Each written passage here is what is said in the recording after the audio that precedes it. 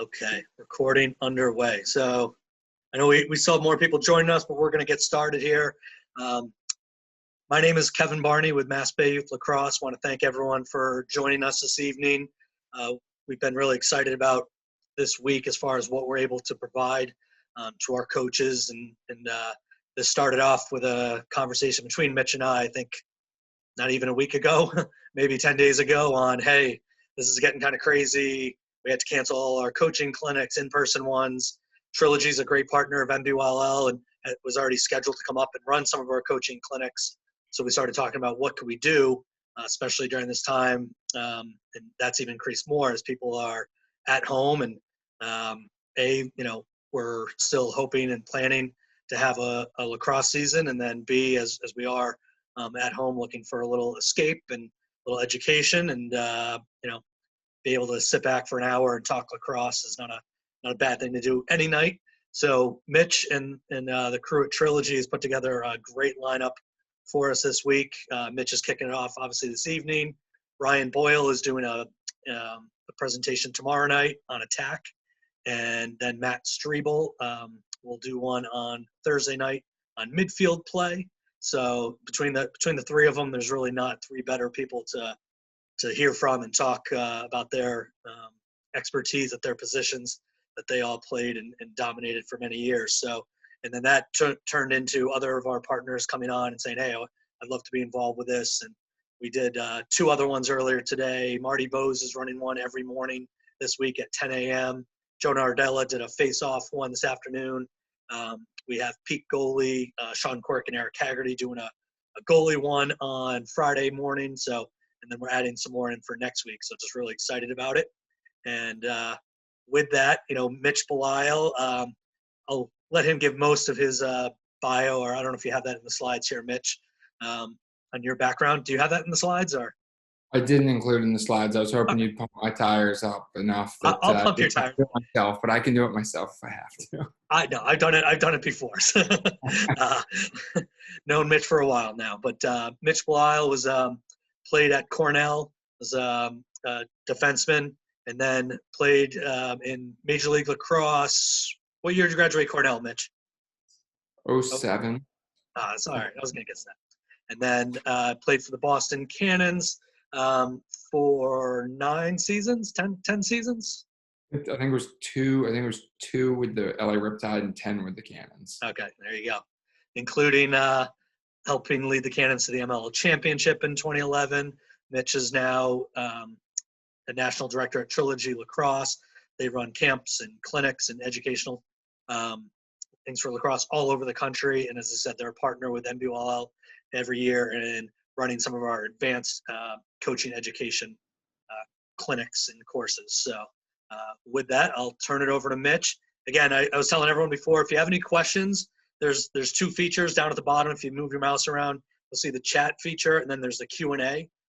Either one of those, if you have any questions, type in there.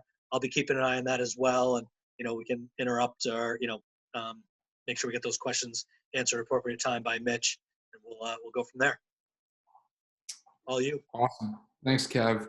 Well, certainly excited to be here, and tonight was actually supposed to be a night where I was coming up to do a live one, so the timing works out well.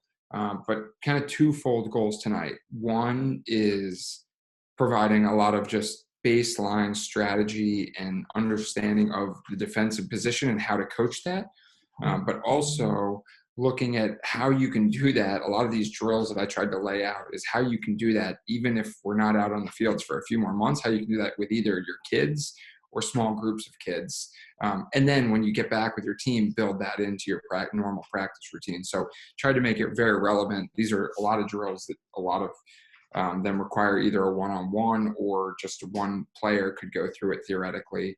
And this will allow you to go out and practice this with your kids. I have, a 3-year-old and a 1.5-year-old. And not that I'm running some of the more complicated ones, but I'm at least running around with him and trying to teach him some things here and there, which has been a lot of fun for me. And I think by the end of this, he's going to be a better lacrosse player than a lot of high school players, whether he wants to be or not.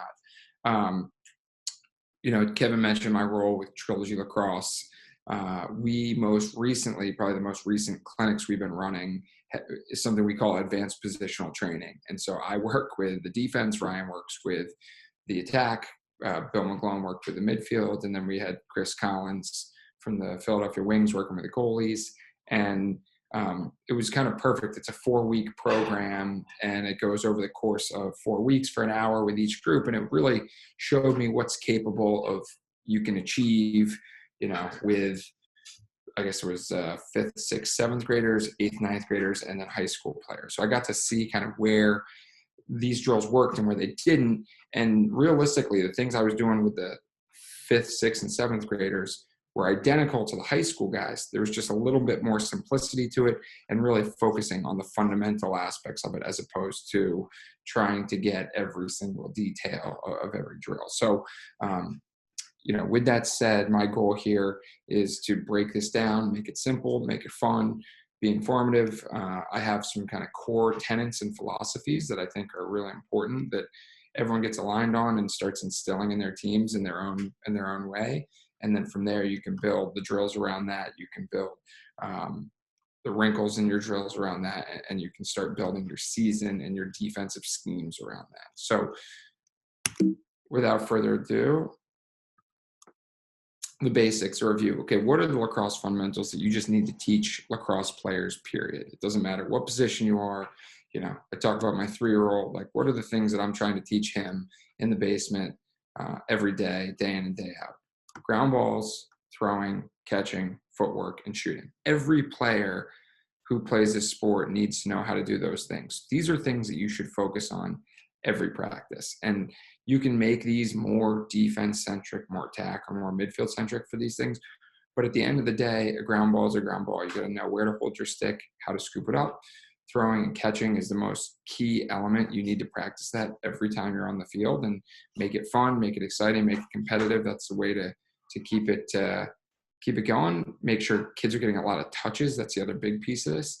And then footwork and shooting, those kind of go hand in hand. But just getting a lot of reps, whether you're playing defense or offense, being able to handle the ball, move the ball quickly. A shot is just a fast pass, and a pass is just a soft shot. So those two things go hand in hand with each other. And these are some drills that Kevin will coordinate on how we want to provide the online access. But I want to make sure that these coaches have access to our online drills, because I think that's a valuable library that we can provide. So this Salisbury Berry is a great ground ball drill. Team USA stick work is a pretty simple stick work drill where you keep 3 guys involved. It's line drills, but with 3 guys involved. 5 on a die shooting is a high rep shooting drill, and then there's just more and more and more. But those are 3 that really jump out, and I'm happy to maybe diagram those at the end. But like I said, these are online, and we will provide access to everyone that's tuned in here.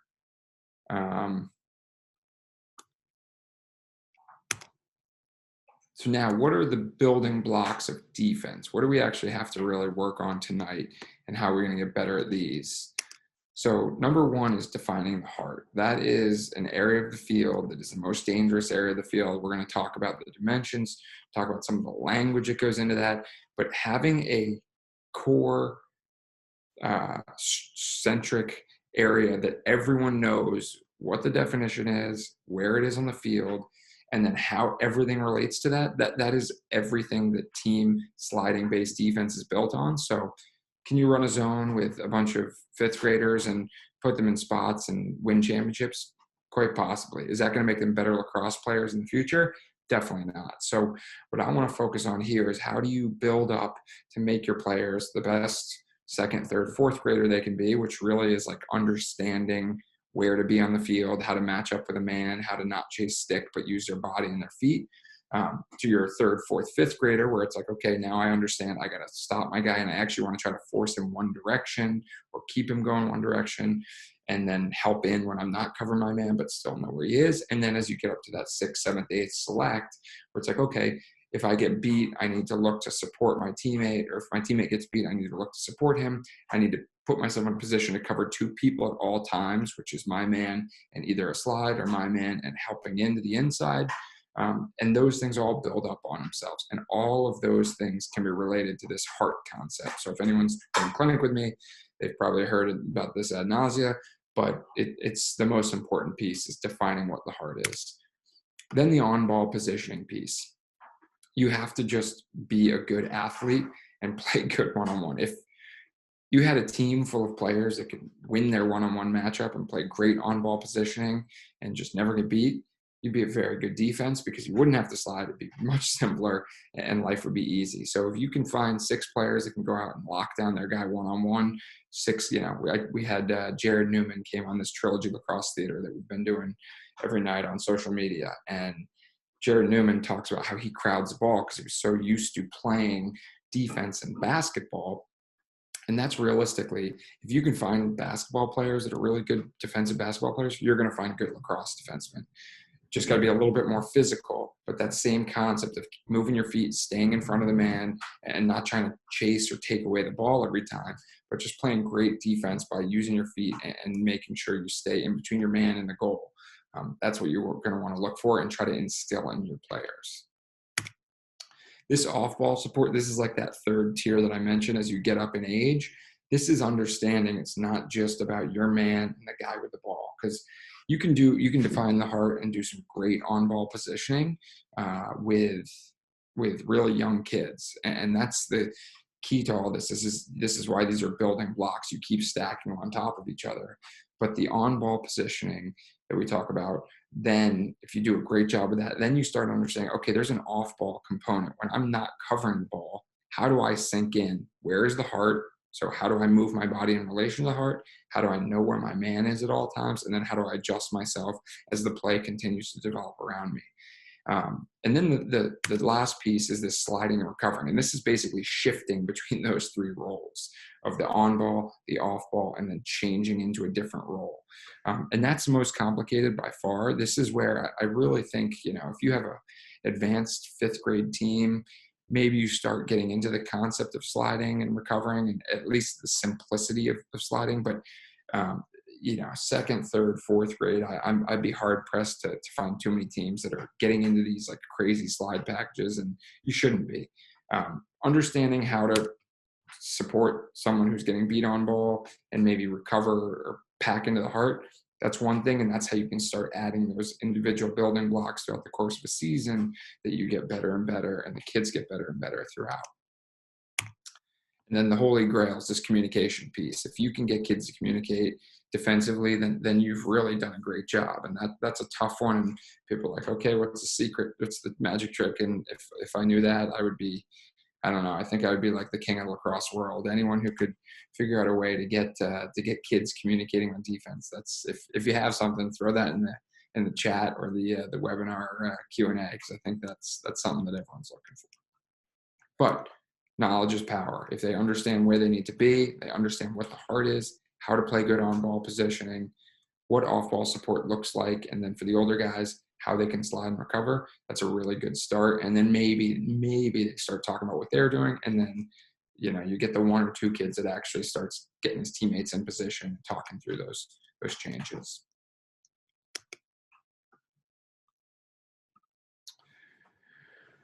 So position-specific training, what are our goals? We talked through what the different concepts are. And so number 1 is protect the heart. That's the on-ball defense. That's win your one-on-one matchup and keep guys out of that most dangerous area. Number 2, win your one-on-one matchup. So when I say protect the heart, you'll see that kind of permeates through all of these. And as we get into the drills, you'll see it really matters where the heart is, how you approach it, how you support it. Protect the heart off ball. So if you're not playing the ball, how do you get in and provide that support, knowing where your man is and knowing what the defense is trying to do? And then slide and recover if you get beat.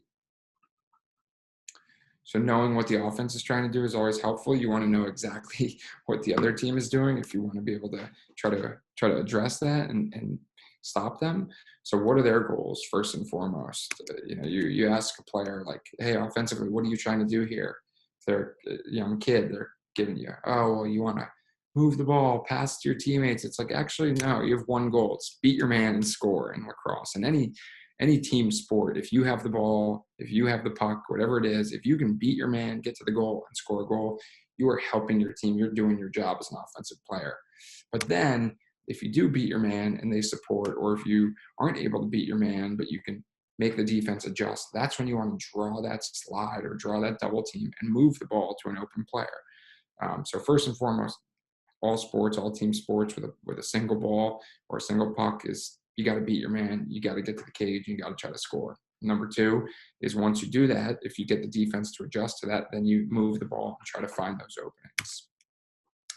Third one is probably the trickiest. That's the creating space for their teammates. And this is where, when we talk about off-ball play, having that head on a swivel, taking a look back to see where your man is, see where the ball is, see where your man is so important. Because if good offensive players, they're actually changing around and they're moving around. When your team is on offense, and Kevin, I'll just address these if that's all right. When your team is on offense and the other team's attack is in midfield, do you up on them or do you have them stay close to the heart? So great question. So kind of talking about that midfield if I'm playing defense with the Cannons and our offense is down there doing their thing with the ball in their stick, what do? You want to be ball side of your man. You just want them, they have to be paying attention. This is the first and foremost. So if we're on defense covering our attackman, you want to be within a few steps because you want to be in a position that if that ball comes across the midline, you're in a position to knock it back to your teammates. But also, like you said, do you want them to stay close to the heart? If you got a bunch of guys that are out to lunch and are just kind of hoping for the best and picking flowers and looking at their family in the stands, then maybe you have them pack it in a little bit or rested my stick on their gloves. Yeah, that's if anyone saw the pushing the socks down, I wouldn't recommend that. It's just going to start problems. Good questions there, though.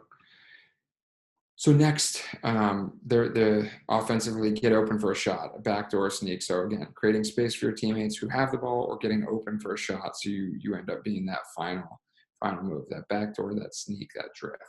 So that's what offense is trying to do. It's important to know what they're trying to do so we can try to counter that. So today we're really going to talk about this beating their man and score, try to not let them do that. Draw a slide and move the ball. That's kind of like, addressing that with the off-ball play and understanding how the heart works. Any questions before we get into the meat of everything?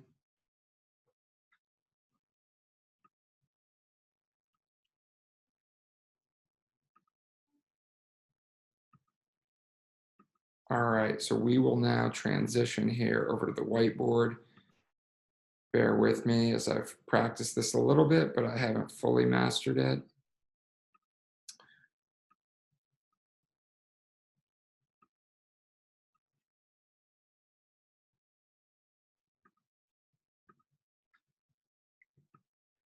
Here we go.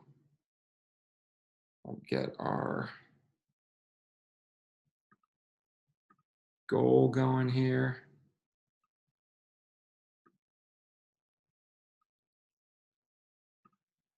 All right, so what is the heart? You know what? Let's draw a full field here. We'll make it, or at least a half field. We'll make it official. A little crooked there.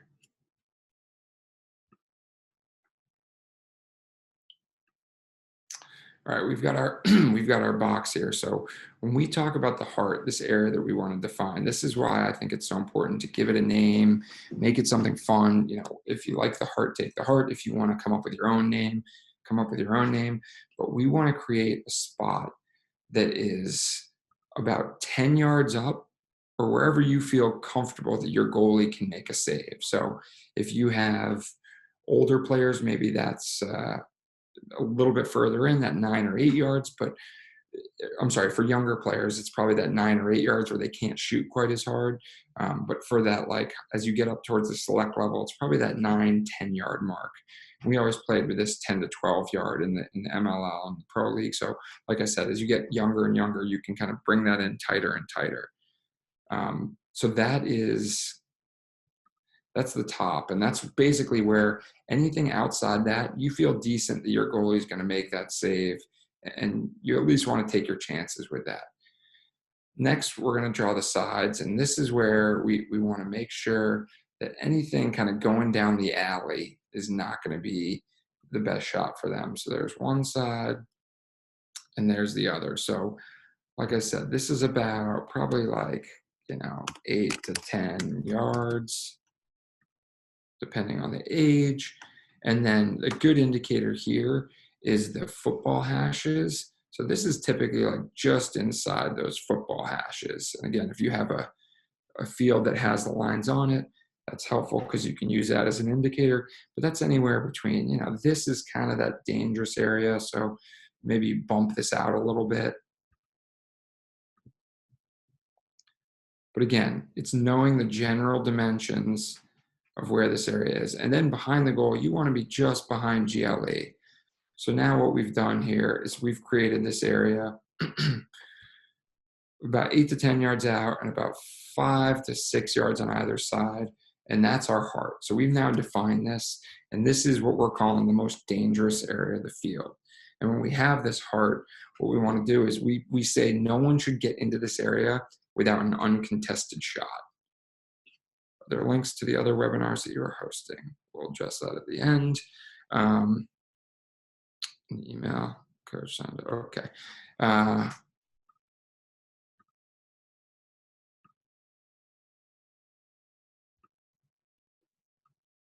So when we start putting our players here, we use our X's. Anytime we're playing defense, we basically, if we are on ball, we're playing the ball. We'll give it the check mark as our guy with the ball. So the ball's here, we're playing the ball. Everyone else should have at least 1 foot inside the heart. And the one caveat to this is, maybe if you're the adjacent player, you start working your way out to the man, but 2 passes or anyone who's 2 passes away should probably be inside this heart, getting their feet in. So just immediately by defining what this heart is, you've now given these players an indicator. Okay, where do I need to be when I'm off ball? So already we're talking about on ball. We're talking about on ball, you got to keep guys out of the heart. We said no uncontested shots from in there. And then off ball, you want to support into that heart and make sure you're protecting that most dangerous area of the field. This is where I would say 75 to 80% of all goals in a game come from, is inside this heart. So if we can keep all the shots to the outside, feel pretty good about that. On ball, everything we do, we want to try to force guys away from this heart. And then as soon as they start getting to the edge, that's when we're going to end up sending our slide. So again, just talking about understanding, where different positions are on the field, how we address that. This is a good indicator. Now, there's a couple ways you can really hammer this home with your kids, right? One is mark it out with cones, define it, obviously come up with a name for it, make sure you're using that name every practice. 2 is early in the season during practices, mark this out, whether it's with cones, whether it's with paint, if you have a grass field and you can use paint or chalk, but being able to make sure that you can clearly define what this area of the field is. So everything you talk about, whether it's on ball, whether it's off ball, is in relation to the heart, getting a foot inside the heart, defending the heart, pushing guys out of the heart, sliding to meet players at the edge of the heart. It's a really important concept that we build all the rest of our offense on. Our defense on. Now, as that ball moves, this player's going to address it. He's going to sink in. He's going to sink way into the heart. He's packing it in here. All right, we have our slide guy ready to go.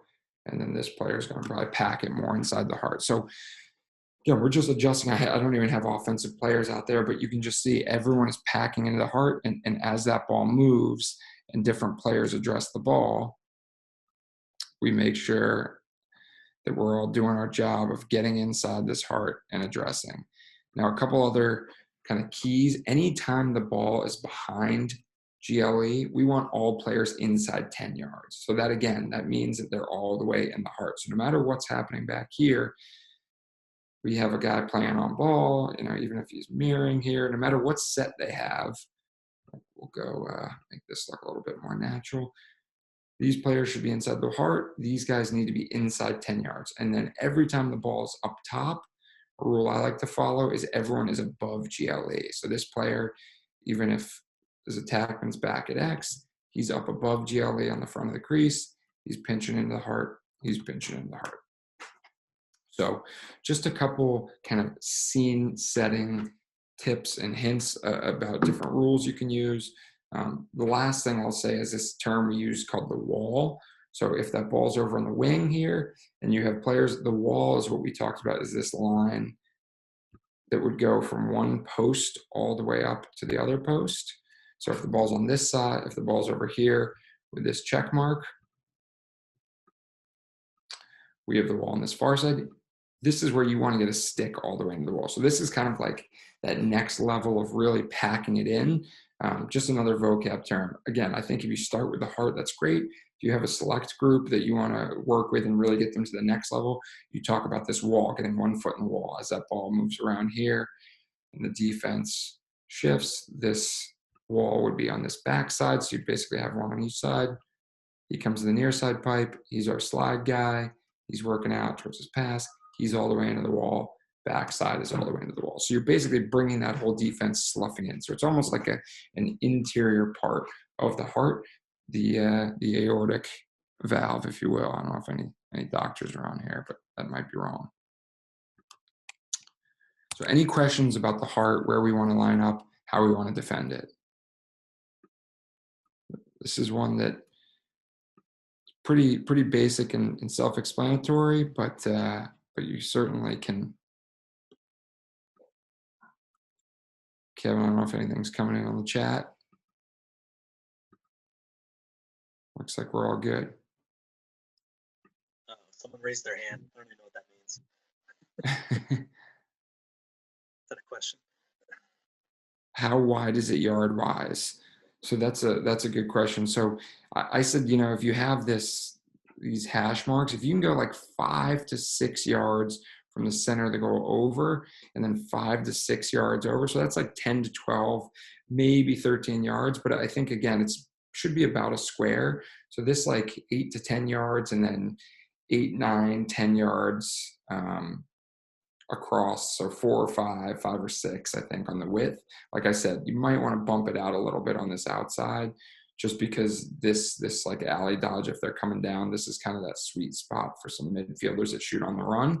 And when I move my cursor, Kevin, can you see that little selection tool?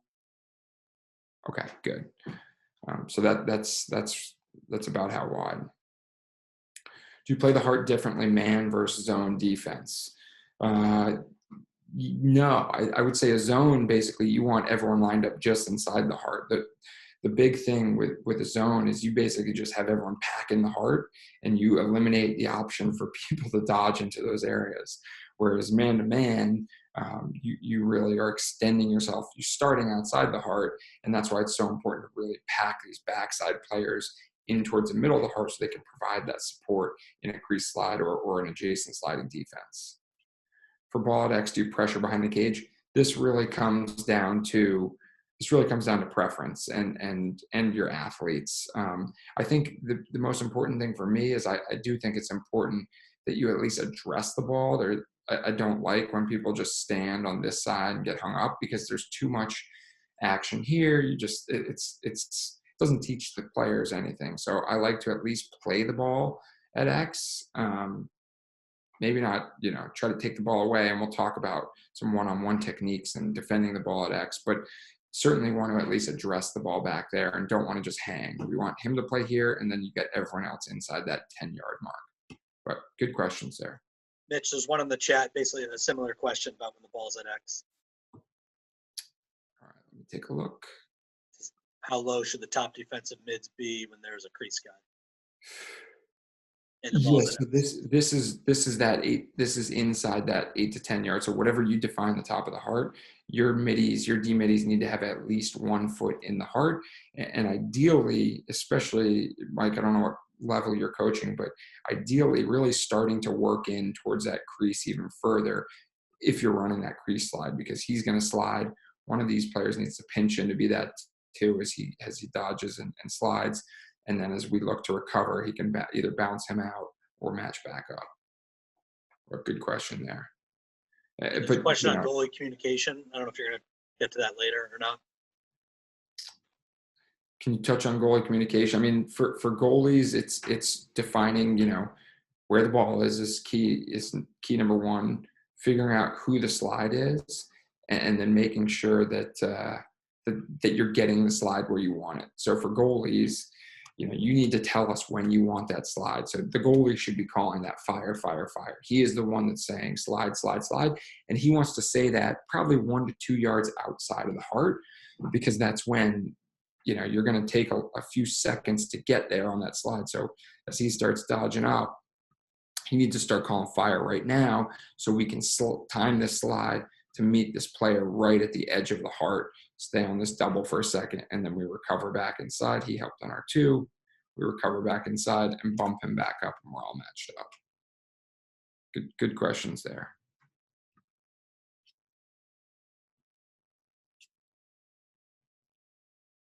Give it kind of one last.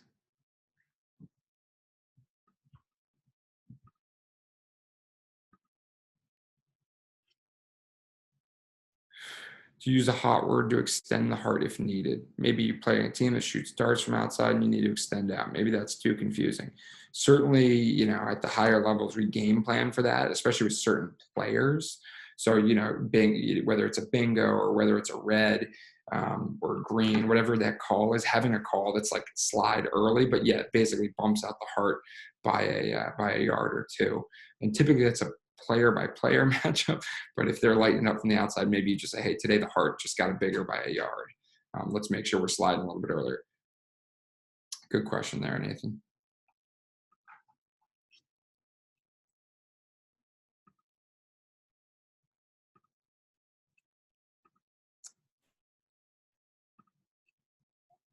All right, we're going to go back to the PowerPoint here.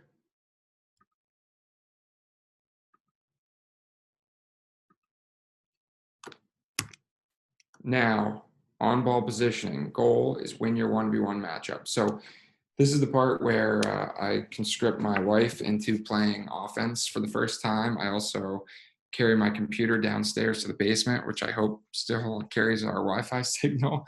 And this is where the real fun begins, and also where things might go off the rails. So bear with me as I head down to the basement.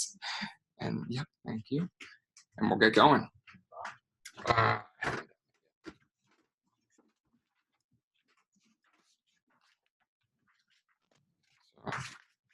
This view, I can't see myself. I need to change that so I can see exactly what you guys are seeing here. But, all right. Not bad. Not bad little setup we have here. We got the hockey goal in there. Hannah's gearing up, so I don't beat her up too bad. And I am actually going to, I'm going to stop sharing my screen and then go to this speaker view so you guys can see full screen here. Kev, is it showing me for you? Yeah, I think the attendees should have to click on speaker view. Okay, so if everyone wants to click on speaker view, that's probably going to be your best bet. In the top right corner, as long as I shut up.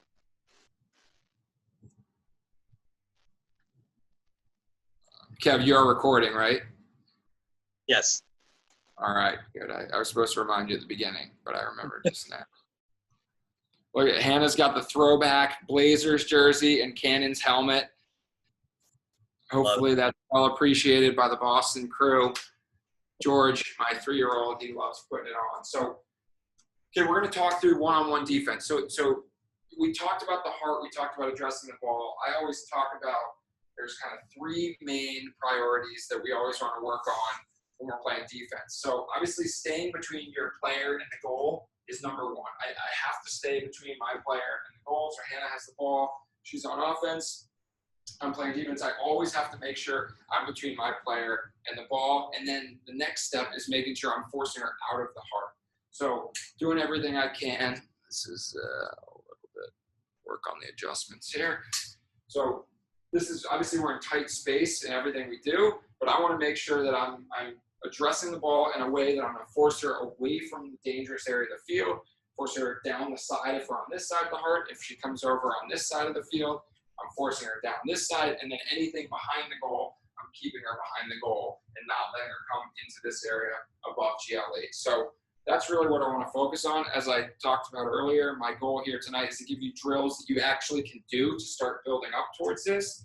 And so I've kind of broken this down. One-on-one defense, your off-ball play, and then sliding and recovering. So the first drill that I always work on with kids is their footwork. And I always break it down. There's 3 things I talk about. So first thing is butt down, chest up, and stick out. So that's how you approach a ball. So no matter where Hannah is, if she's dodging, and we'll pretend like the goal's not there for a second, but if Hannah's dodging towards me, I'm always going to start with my butt down, my chest up, my butt down, my chest up, and my stick out in front. So that's a good defensive position, a good stance, no matter what sport you're playing, whether you're playing basketball, whether you're playing hockey, whether you're playing football, if you're a cornerback, right?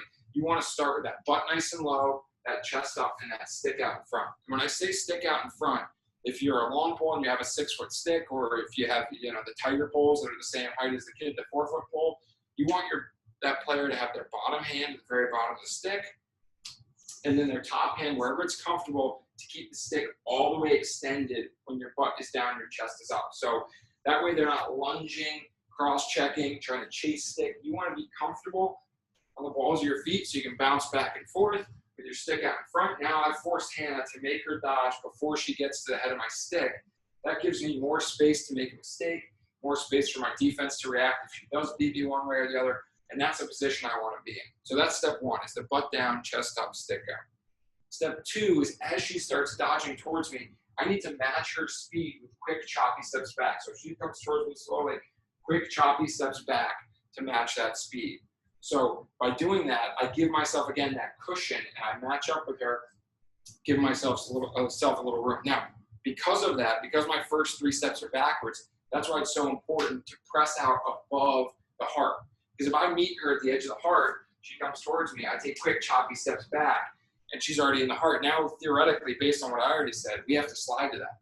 So what I want to do is I want to press out, 5, 6, 7 yards above the heart. That gives myself that 2-3 yard buffer. So as she dodges towards me, she's coming down my stick. And now as she starts to eventually she's going to have to make a move to try to get around me. As she takes a step to the side, I'm going to find her hips and start driving her out to the side. And so that's the third step, is the drop and drive. So if Hannah, you can rewind here.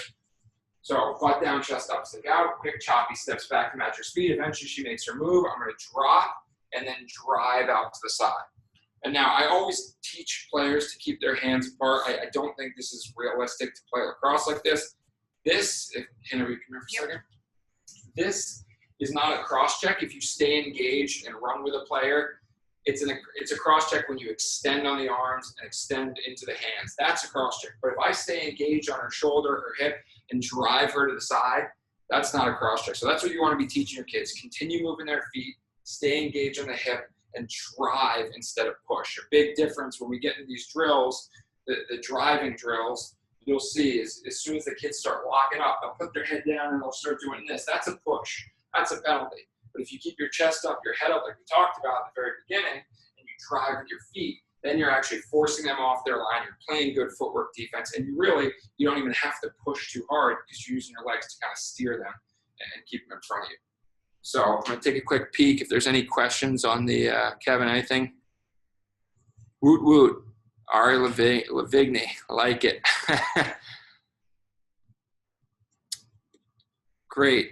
I'm going to just keep it rolling then. So, okay, so how do we actually practice this stuff? So the first thing is I talked about, right? You got to break down the ball, butt down, chest up, stick out, quick choppy steps back, and then drop and drive. So those 3 things you can work on just with simple footwork drills, ladder drills, things like that. I like to get the ladders going and have a ground ball at the end. And again, this is one you can do on your own. This is one your kids can do in the backyard right now. Don't have a ladder, just use 5 or 6 cones, a foot or 2 apart, and you can do these exact same drills. But I always start, the ones I like to start with is the in, out, out, where you lead with your front foot. So if I'm going down this way into a ladder, it's right foot in, right foot out, left foot out. And the thing I want to focus when I'm doing that is keeping that butt down, keeping that chest up, and keeping that stick in. So I don't have a ladder, but I'm going in and out, in and out, working on that footwork, working on that stance, in a good athletic position. That's the first one. The second one is a zigzag footwork drill, right? And this is where you just need a couple cones. Let me actually get a little tilt here. Go back. So we'll drop out cones, and traditionally you're going to want these probably, I would say, 5 to 6 yards apart. So this is way too tight, but based on that I'm a lacrosse coach and not a hedge fund manager, my basement doesn't have as much room. But you start at one of these cones. I'm going to sprint out like I'm approaching the ball, pretending you could have a coach stand there, or you really don't need any other players. And again, you can do this individually, or you can have a line of 10 players rip through this and do it 5 or 6 times and get a lot of reps in. But I want to work on breaking down, talk about that butt down, chest up, stick out, and then quick choppy steps back. So I'm going at a slight angle, but I'm keeping my hips facing that dodger. I'm keeping my butt up, my chest up, and my butt down, my chest up, my stick out. I get to here, I change direction, I break down, quick choppy steps back. So this is the one we call zigzag footwork. Let's see, Hannah, let's see you get a rep in. Oh, sure. No balls for this one. Hannah wasn't paying attention, so we can get some coaching cues here. So she's going to run out and break down, quick choppy steps, and then quick choppy steps back. Good. Break down, quick choppy steps back. Now, that was pretty good. She's got again, I know there's the camera is not ideal, but something that you'll see a lot of is as she comes and breaks down, she does a good job of breaking down. As she starts going backwards, the natural inclination is to bring the stick up or bring the stick to your hip. You want to really focus on having them slide their hand a little bit closer than is comfortable. That way they can leave that stick in the gloves of the dodger, so it makes it more difficult. And then as she breaks down with the stick out, quick choppy steps back, and she keeps it in the glove. So good illustration here. This is exactly what you're going to see with your players as they try to kick those habits of having their stick here or having their stick up here, working on getting that top hand a little bit lower and out in front. So that's the first iteration. Now the second iteration with the same setup, you can move these cones just a little bit further because that addresses the butt down, the chest up, and the stick out, and the quick choppy steps back. So that addresses the first two things we talked about in good individual defense. Doesn't matter, again, what sport you're playing, where on the field you are, you need to be doing this every time you address an offensive player. So next, we talked about the third step is that drop step and the drive. So if Hannah was dodging from this area towards the camera, eventually she'd make a move. I would drop here and try to drive her to the side. And if I got back to a good spot, she'd probably roll the other way. I would drop this way and run back this way. You can only imagine what you guys are seeing over there. So what you're going to do here is you're actually going to start at this cone. You're going to sprint, have players sprint to this cone, get nice and low, plant with this outside foot, swing their hips open, find the next cone, sprint over, plant, drop, swing. So we're working on that drop step, drive. Typically, if I'm the coach, I'll be on that end, so they're always opening towards the coach. And again, every time I plant and I sprint, I'm driving the player. So if Hannah was attacked, I'm driving, right? I'm pretending like I'm driving on her hips. We talked about not pushing, not leaning. My elbows are locked at about 90. I'm driving as she rolls back to the next cone. I'm drop stepping, staying on that hip, trying to engage. She rolls back to the next cone. I drop step, I drive. So that little cone drill right there is like the perfect illustration of how you want to play great on-ball defense. You start with your butt down, your chest up, your stick out. You run out and you break down the ball, getting those quick choppy steps. You move backwards to match the speed of that dodging player, and then you drop step and you drive to force their momentum away from the heart. So that's all great. That is stuff you can do on an open field. That's stuff, like I said, doesn't matter if they know where the heart is or not. If they address the ball that way, get their feet moving, and drive a player, they're at least going to get a player off their line running straight at the goal. So that's absolutely step one. Talked about the ladders, talked about the zigzag. Now we want to talk about, okay, how does this all relate to the goal? Because we need to make sure that we're keeping players away from the goal. So one of my favorite drills, especially for close defensemen, is a drill we call the top side drill. So I'm going to use the goal now as an indicator. But you would use a goal, and then typically I'll put a cone maybe 2 to 3 yards above the top center of the goal. So this is like the ultimate goal for an offensive player. Can you see that top cone? It's probably, I'll move that in. You know, we'll use that black tape. We'll say that black tape is where Hannah's going to try to get to. Again, everything's packed in here in the basement. And then I'll set up 2 cones, one outside the crease and one just inside the crease. And so what we're working on right now is this top side drill. So for a defenseman that's covering back at X. So if Hannah's dodging from X, all the way back behind here, again, super tight, but she makes her move. She goes this way. I did a good job of quick choppy steps. I drop stepped. I started to find her hips, and now we freeze it right here. And she's on this cone. I'm on this cone, both sprinting upfield. So this is like we froze in time in a one-on-one dodge. And now this is where we want to work on the skill of trying to take away that top side. Because Hannah's trying to get that piece of black tape. I'm trying to force around the top side to take that away from her and keep her away from the heart. It's basically how to defend the bottom of the heart. So as Hannah's on the whistle, the coach will blow this. There's kind of 3 levels of this. The first level is have the defenseman a little bit above the offensive player. So usually I'll do this with all defense. I'll have no balls. This is just a footwork drill. As you get higher level, maybe you give a ball to this player, but typically if you're going long ball, you're going to want this player to just put the stick in their left hand or even one-handed and focus on getting to the spot. So on the whistle, Hannah's going to go, and she's trying to beat me to that spot. She can use hesitation. She can use a little inside roll or a rocker step. Hannah's an excellent question mark dodger, so she'll probably go into question mark. But so Hannah's just going to, we'll just walk through it half speed. But as she starts to dodge, I need to take a good angle, get my head and my body in front, and try to work my feet and continue working to take away this top side and force her away. So looking at it one more time.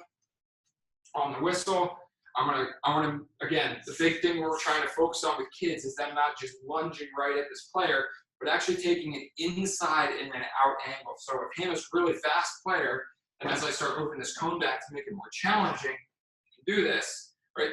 Now this is the most challenging version where I have to actually take an inside angle, running almost straight to the inside, so I can beat her to a spot. So if we said go, I'm trying to beat her to this spot, get there, get my body in front, get nice and low, sit in this chair. And then the key here is not just sitting there, but continuing to move my feet to work around the top side to force her either to roll, or we have a slide ready, or to at least take away that top side and push her down. Now, everything I've demonstrated here,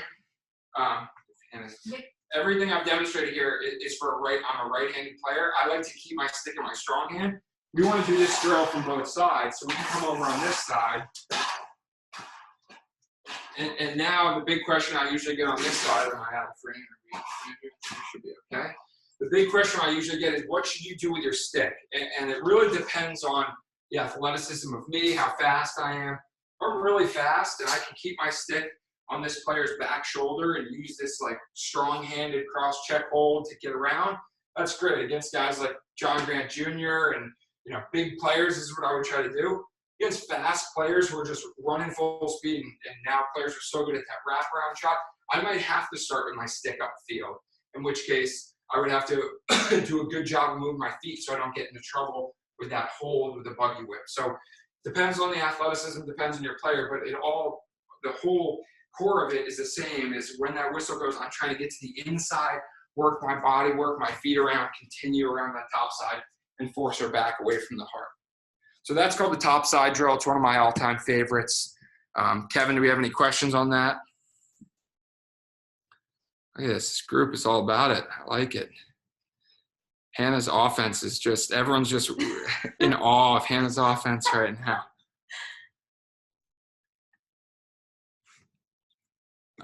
Great.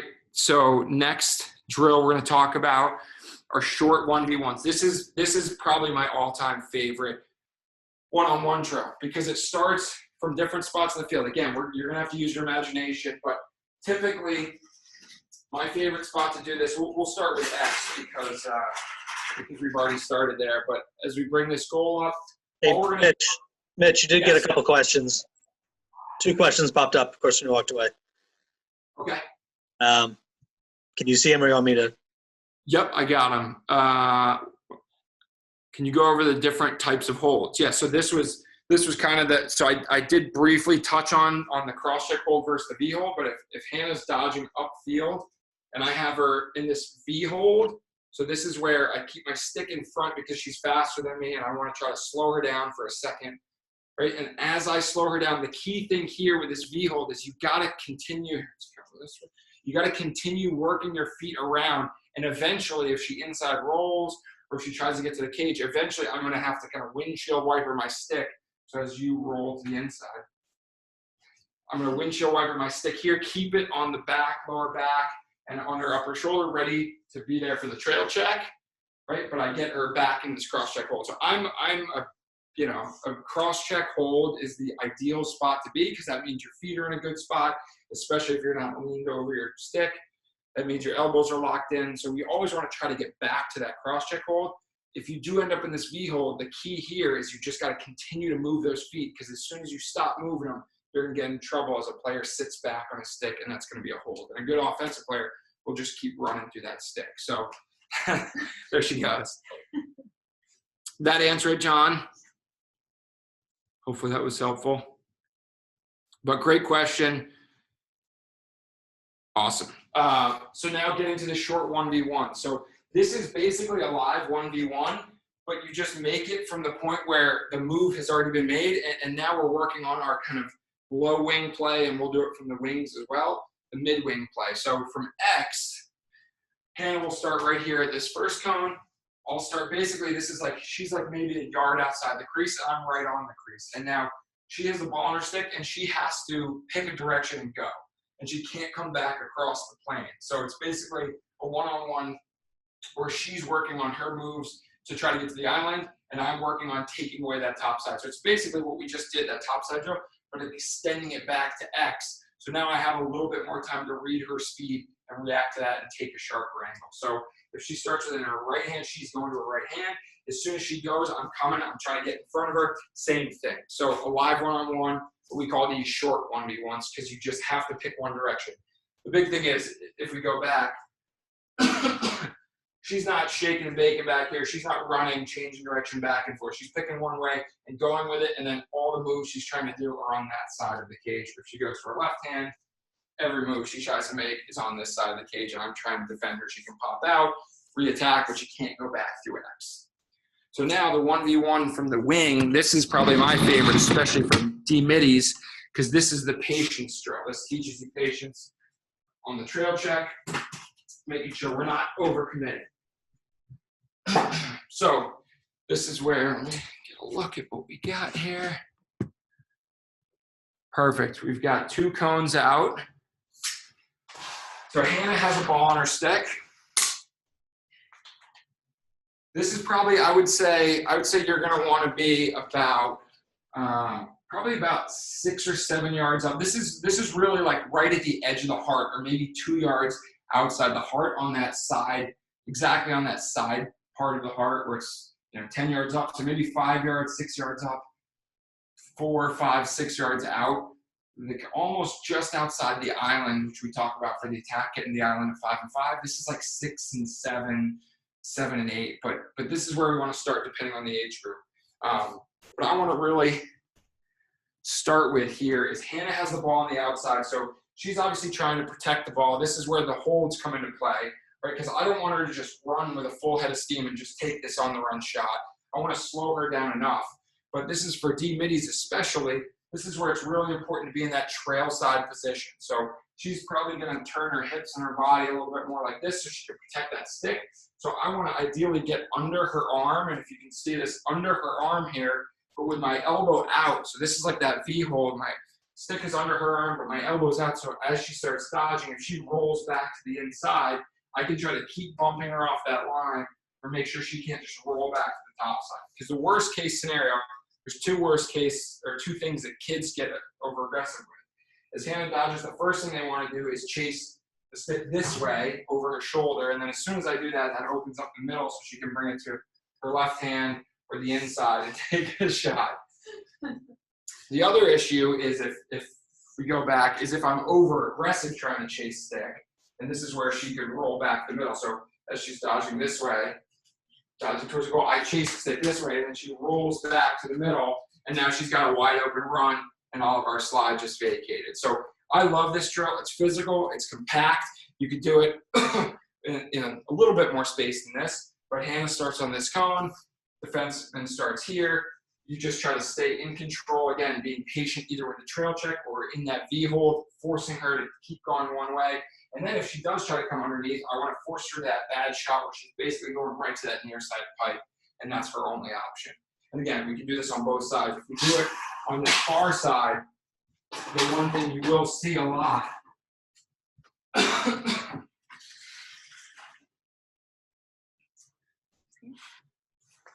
Perfect. On that far side, the one thing you'll see a lot if she's a right-handed player is she's going to probably have to go to, if you have a lot of right-handed players, you know, if they're comfortable in their left hand, have them go left-handed, but realistically, you're probably going to want to go with that like across the face, so like almost like a Canadian style. So she would bring it across her face like this, and I would start right here on this hip. I don't know if you can see, but so that way, exactly. So I'm basically, it's just like, if she wants to try to beat me just straight down the line and take that shot, I'm there for the trail check.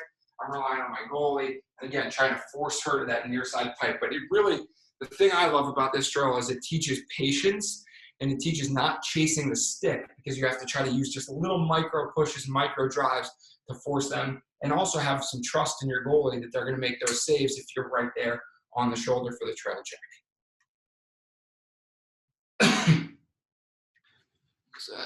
I got a couple Q&As.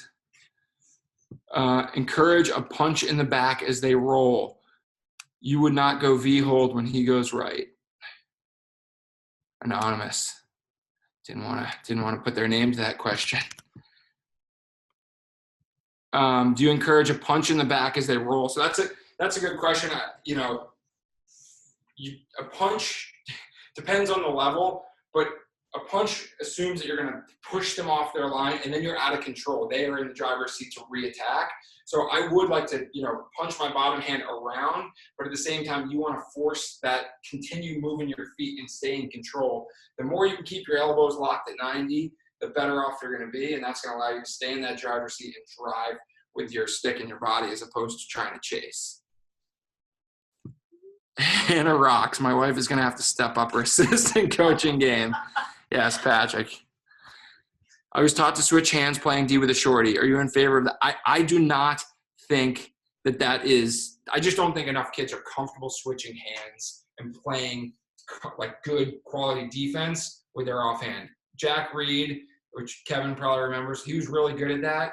He's like the one guy he's like the one guy that I knew that was like comfortable switching hands. I personally think you're better off just doing a great job of overcommitting with your feet and relying on your stick a lot less and using your footwork to try to be in good position. Would you rather give up top side playing inside shoulder or give up the inside roll playing the outside shoulder? Always neither. First of all, you just want to beat your one-on-one matchup, but it really is going to depend on your slide package, because if you give up top side, there's so many dangerous things that could happen. So if Hannah's dodging from X, behind here, and she beats me top side, so she's going around the outside, I'm trailing her. She can shoot off my hip, she can feed, she sees everything in front of her. With the inside roll, if I roll her and she rolls back this way, right, the only thing she can do now is a shovel pass, or is to try to dive across, or try to beat me one-on-one and one-on-one with the goalie. So the options with the inside roll are a lot more limited, so that's why I prefer the inside roll. The other thing is if I do a good job of timing this up, and I take away this top side and she rolls underneath, and this slide comes, that's where you can have a perfectly timed double, and she really has no other option other than to try to run back behind the goal where she's no longer a threat. So that's why typically you see most teams prefer that inside roll over the top side. Hopefully that answers that, Ronan. That was from behind at X.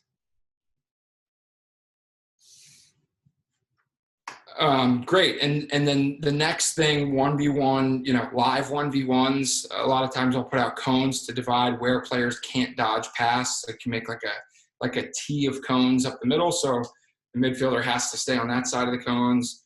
Defenseman tries to force them outside. And then the gauntlet is the last one that I like to do. And that's like you put the cones 10 10 yards by 10 yards, just straight down the line. So Hannah and all the offense are lined up over there. All the defense are lined up over here.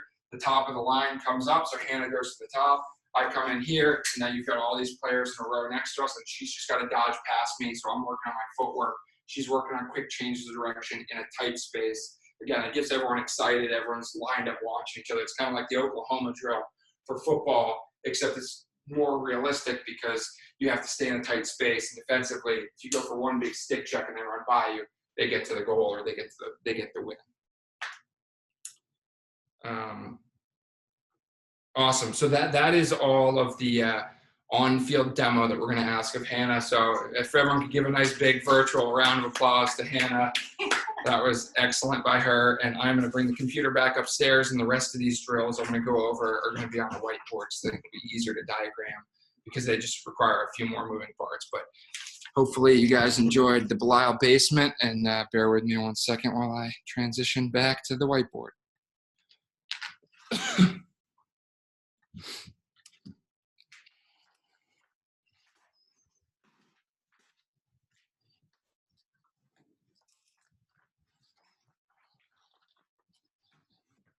A lot of time has been spent down here in the basement with the boys.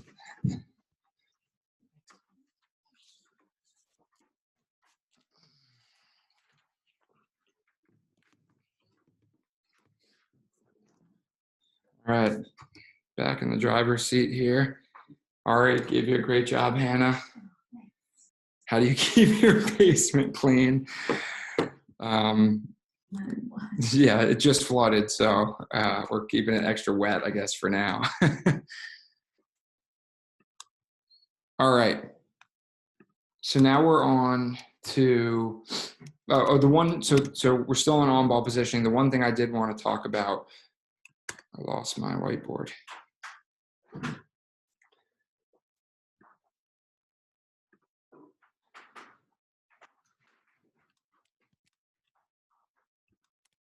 Give me a second while I clear this guy out. Kevin, I guess if we had 40, 50 people with that volume on, that would probably be challenging. This silence is deafening. No laughs for some of these jokes I feel good about. I have to just look at your reaction. You're the barometer for if people are enjoying this. Okay, great. So we're looking at the whiteboard here again. The two drills that I think you can add to the one-on-one play that we talked about is the star approach drill and then the read and react drill. And the star approach drill is pretty basic.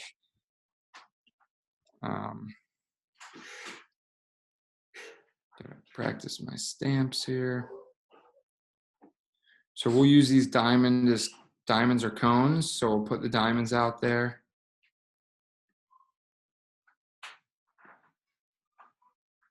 Back in like that.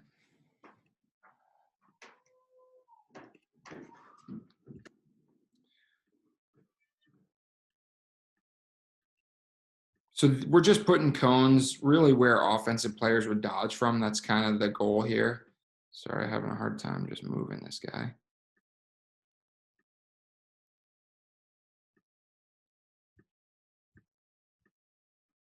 But basically, wherever an offensive player in an offense might dodge from, and then all you're going to do here is you're going to have your players start in the middle. And again, this is working on protecting the heart, working on coming out at a good angle, and you're going to have them run out and address the cone as if they were playing defense. Now, the big thing we want to focus on here is the angle. It's like a small C. It's not necessarily running straight out. You want to get really comfortable with running out and taking that small C. So if we were to draw the path, it would look like this as you take away that top, work on taking away the top side. Then after you address the ball, you come back in with your stick to the inside, getting all the way a foot back into the heart. You come out and address over the top side. Again, a small C, taking away the top side, forcing away from the heart. Stick to the inside, coming back in. This side, that small C, your feet are along that line. Straight back in, stick to the inside. Small C, taking away the top side, coming back in. So it's a great little conditioning drill. Get the feet moving, work on those approaches. You see kids getting real lazy towards the end of this. So you really want to practice taking those approach angles. If you need to do a little conditioning, you want to work on your approach angles, this is that butt down, chest out, stick up. The other thing I really love about this drill is one of the habits that I see when I'm watching highlight tapes, I know immediately if a player is well coached or not, because after they address the ball, does their stick immediately snap to the inside into the passing lane? And we'll talk about getting in the off-ball play, but snap to the inside, take away those passes, and get back in support. So as you approach here and you break down, as soon as you stop that ball, immediately you snap that stick to the inside, and then you chase the stick all the way in to protect that heart. So that's kind of transitions into that off-ball play.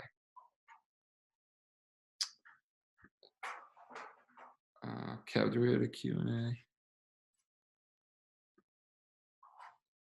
My son just laughed and said, "You're lucky you're not a professional artist." Yes, much better at lacrosse than drawing on a whiteboard.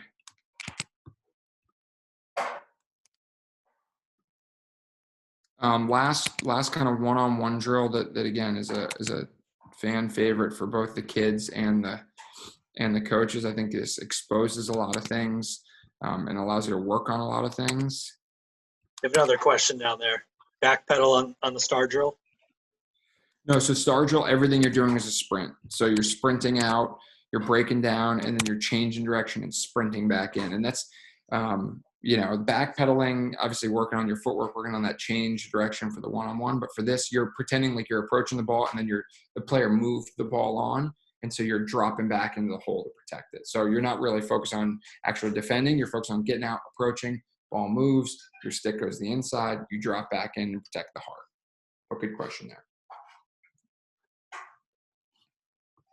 Last one.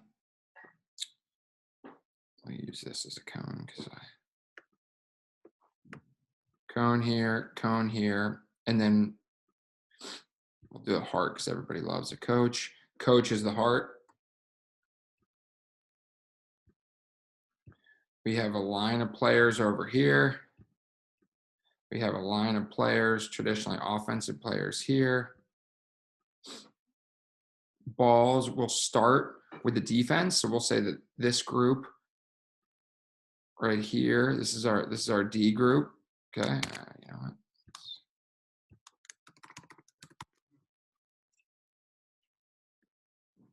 And so this player is going to throw a ball. So this first X, he's going to throw a ball to the coach.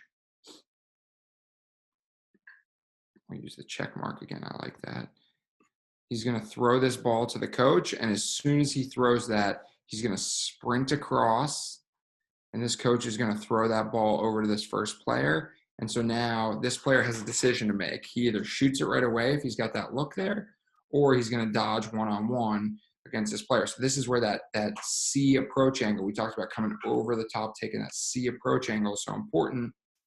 And then you get into that short 1v1 we talked about from that same spot, trying not to let him beat you over the top side to take the shot, trying not to let him roll underneath and take the shot. You're trying to play on that back shoulder and drive him down to this corner. So that's the approach and react drill. You can have, everyone do it and players switch lines after they finish. But you just continue throwing that ball to the coach, and then the coach, nice thing about this one is the coach can really dictate based on what you see matchup-wise how fast you transfer that ball. So he throws the ball up here. As he starts running, you see he's really slow. Maybe you hold on to the ball for a cradle or two before throwing it over, and then you give him a chance to get in good position, get your matchup. So that's the approach and react drill. One of my favorites. Really works on that approach, getting the footwork going. And then for these offensive players, they get to, decide whether to shoot, work on their top step, work on their roll dodge, underneath dodge, or trying to sweep. So a lot you can do with that drill.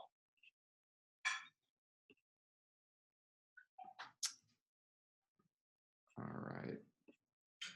Now we're going to talk about off-ball play, and I recognize the beginning, we're already at 9:42, probably wrap up in the next 5 to 10 minutes, but that 1v1 defense and the heart, if you can put those two things together, you're going to get to 5th, 6th grade. If you can get those things instilled in those players to really be great one-on-one defensemen, really have good footwork, use their bodies to be in a good position and force guys away from the heart and then support the heart off ball, you're automatically going to put yourself in a position that these kids are going to have success further down in their lacrosse careers, and you're probably going to be able to win some games. Now, obviously, you need athletes. Obviously, you need players that can listen and follow directions. But those are certainly things that are helpful to the game.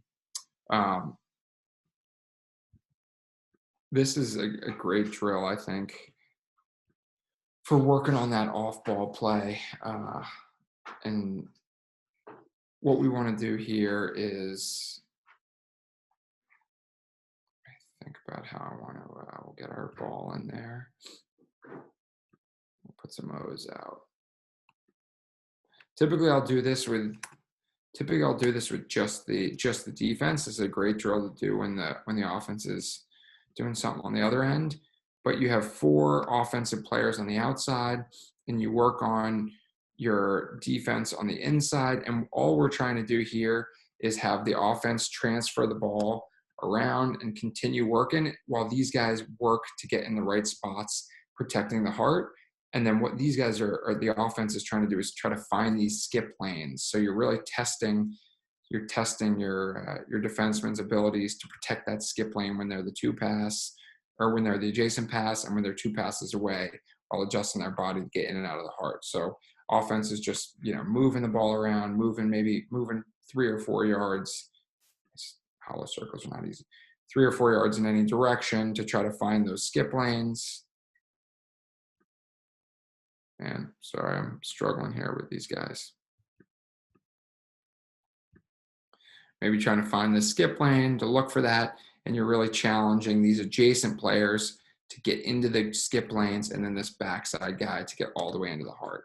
So maybe token pressure on the ball, really working on that. And you could add up to 6. You could use this 6-on-6 with a circle set. You could do this 5-on-5, really any number, but it's just a great way to work on your stick work on the outside, and on the inside, you're working on where to be off ball, how to get that stick to the inside. Don't let those skip passes through. And you get a lot of guys involved. You can see right here there's 8 players involved working on that off ball play. You want to get crazy. You want to get a wrinkle. You blow a whistle twice and this guy dodges. This guy has to drop. This X has to touch the sideline or something. And now these players have to slide and recover before he gets back. That's another wrinkle you can throw in for high-level players if you want to take this to the next level with those 7th, 8th grade select players.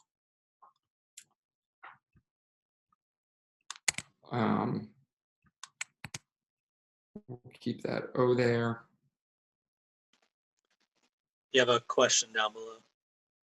How much on-ball pressure? Very little. I would say token.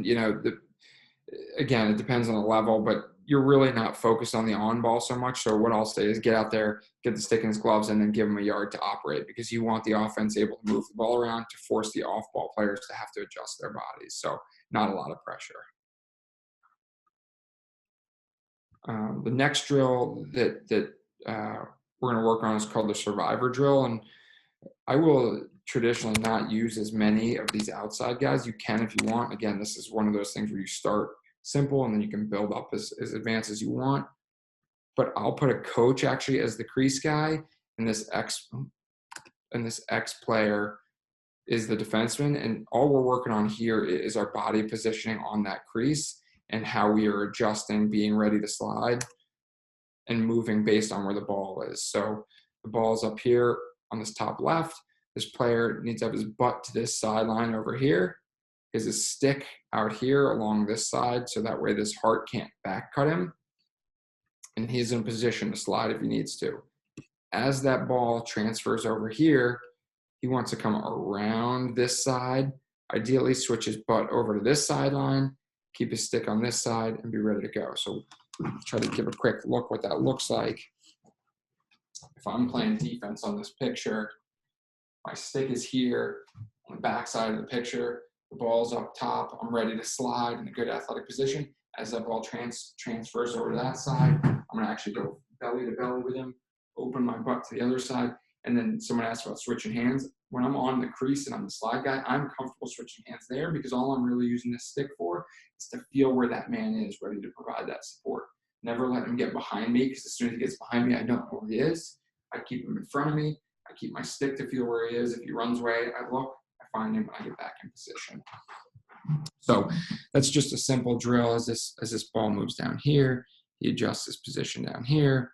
Ball moves across, he adjusts his position across. And again, this is where you want to get really complicated.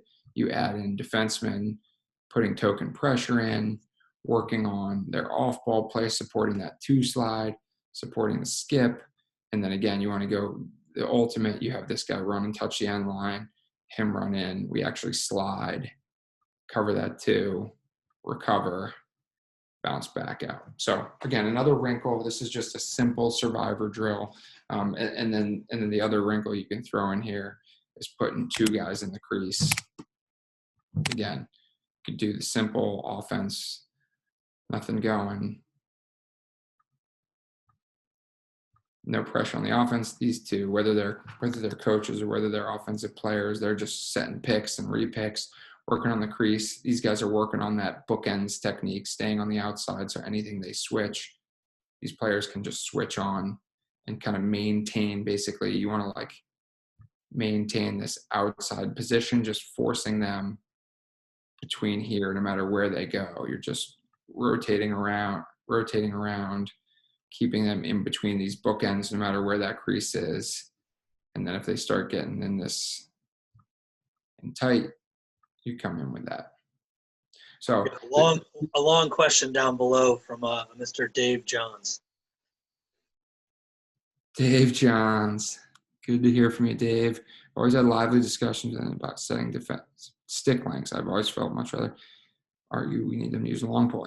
My feeling is the stick should never be taller than the player. So if you stand a player up, you put a stick to his head. I think that like tiger pole is what I call it, but that's like the in-between, where if you got a fourth grader or fifth grader that's like 5'2", his stick should be 5'2", not 6 feet. I feel like that is like, you don't see too many defensemen, you know, in the pro leagues that are, their sticks are about the same height as them. So I feel like that's where it should be. That's where you can actually hold it, handle it. It's comfortable, it doesn't get in the way, and you can also work on your good footwork. So for me personally, I think they should, you know, it's be tough to institute a rule. The one thing too, it's tough for parents because poles can cost $150, $250, $300. So if you're cutting it down, I get it. This is where I'd say if your kid's young, just buy the middle of the road to cheaper stick and you know, cut it down to his height, and then the next year buy another cheap one. Especially as they're learning to play, they don't need the top of the line stick, and if you can afford it, then that's great. Keep buying new ones as he grows to cut it to the length. But great question, Dave, and I think it should be the same height as the player.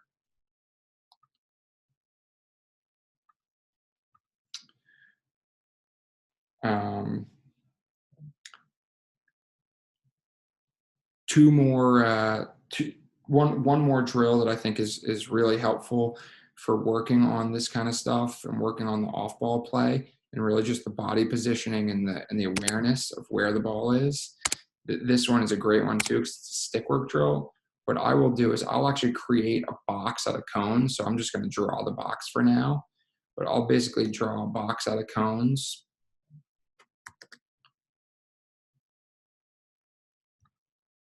And you have one player in the box here, one player in the box here, and one player here. And so all you're doing is you're playing monkey in the middle.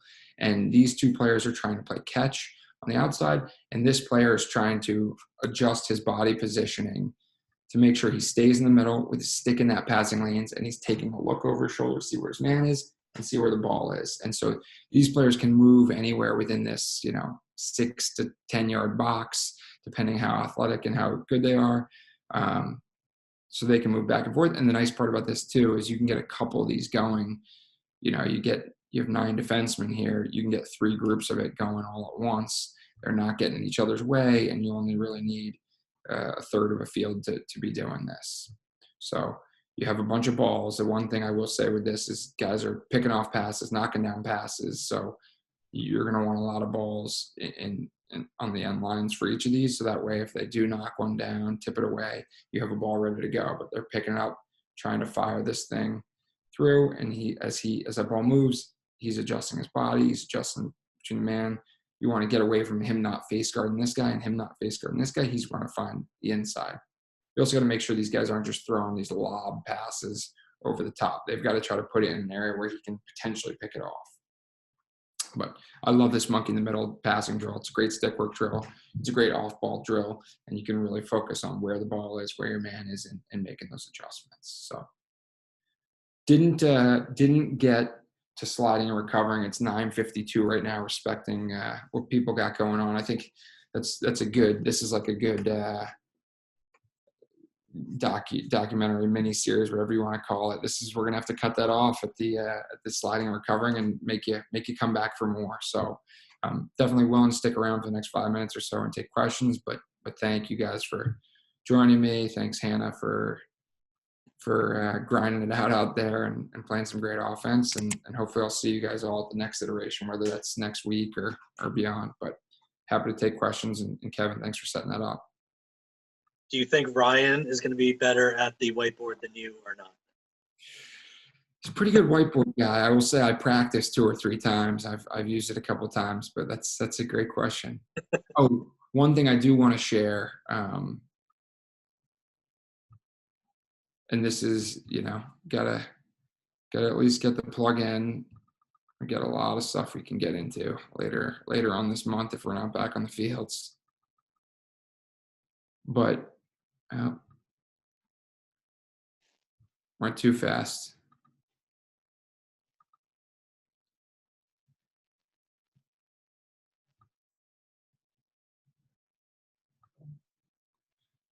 Oh, come on, man. You had it.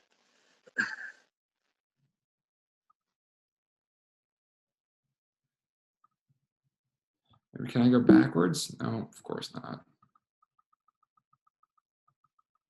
Just losing attendees by the click.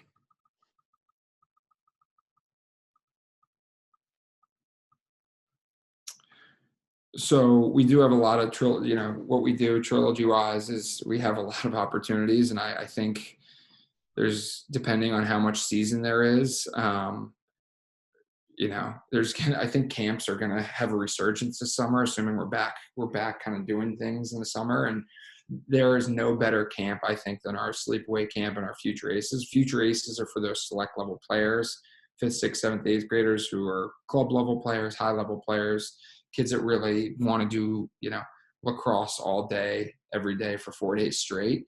And then our classic sleepaway camp is the more fun, kind of campy, half lacrosse, half a lot of wacky fun stuff. And we've even revamped that this year to be even more kind of wild and crazy, and but at the same time safe and fun and enjoyable.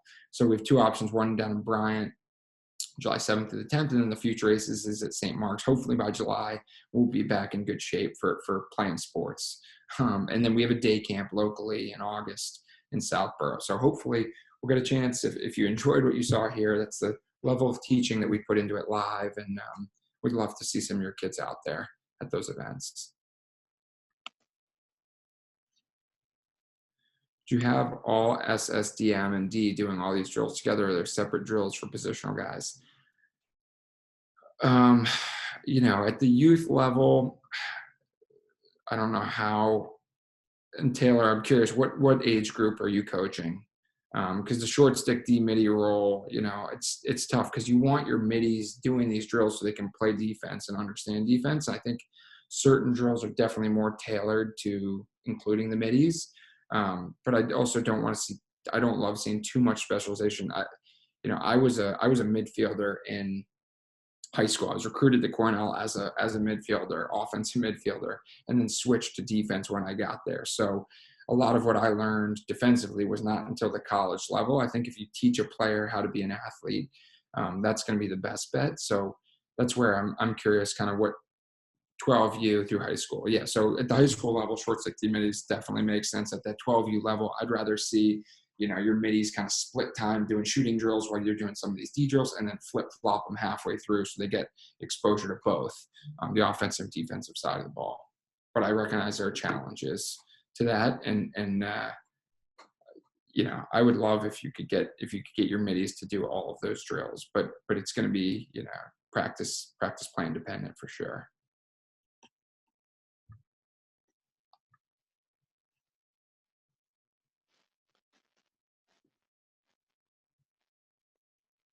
Awesome. Well, I guess on behalf of MBYL, I want to thank Mitch for taking the time this evening. I know we have several coaches outside of MBYL. We put this out this afternoon. There is space capacities on these webinars. So when we get kind of day of, and if we have extra room, we'll open that up. We'd love to share this with many coaches. I think these guys do the best. They're the best at what they do. So we're happy to share that with others if we have the capacity during the rest of this week and as we move forward. But Mitch, thank you. Yep, give Hannah an extra thanks from all of us for participating. George has got to step up in the next one, though. I think. You know what, I thought about rousing him out of bed, but that's probably I'm gonna catch up on my Tiger King. Highly recommended Netflix watching for anyone who hasn't delved into that crazy world. Awesome. Thanks, Kevin. Nice. Awesome. Well, again, we recorded this, so we'll be sharing it online soon. We'll figure out how we're gonna do that. But again, appreciate everyone, and hopefully see some people tomorrow. Awesome. Thanks, Kevin. All right. Thanks, Mitch. Bye, everyone.